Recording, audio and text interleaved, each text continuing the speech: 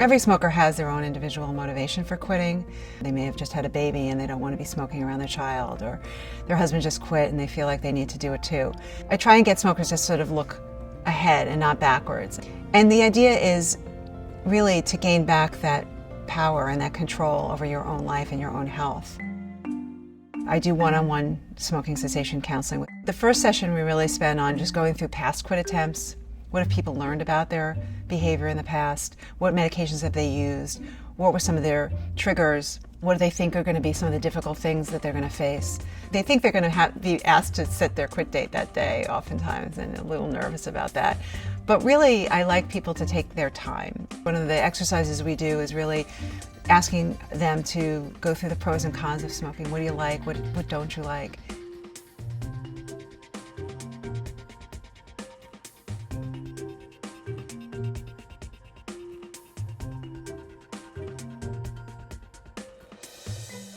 And it's called the decision balance, because really what you are hoping is that a smoker will get to the point where those pros of quitting actually are outweighing the pros of smoking. What I do is give them something we call a track pack, which is really just a series of tables, and I ask them to spend a week tracking their smoking behavior.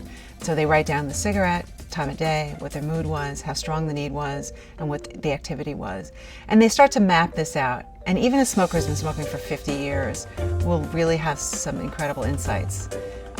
One being, gee, I didn't realize that 3/4 of the cigarettes I smoke are really, I don't even need that much.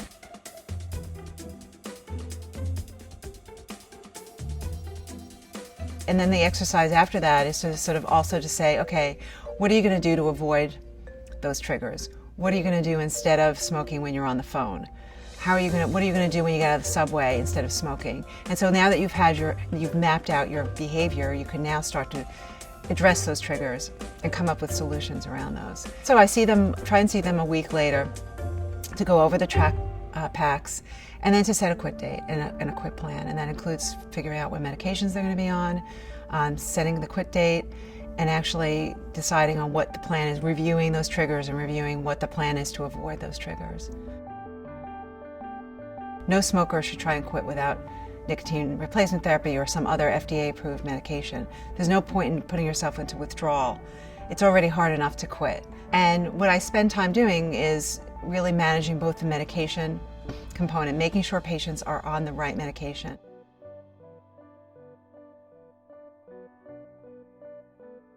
I'd like to see people weekly, really, for 4 weeks, and I'll do it by phone or in person. Phone counseling is as effective as in-person counseling. Sometimes it's not that easy for smokers to get back in here.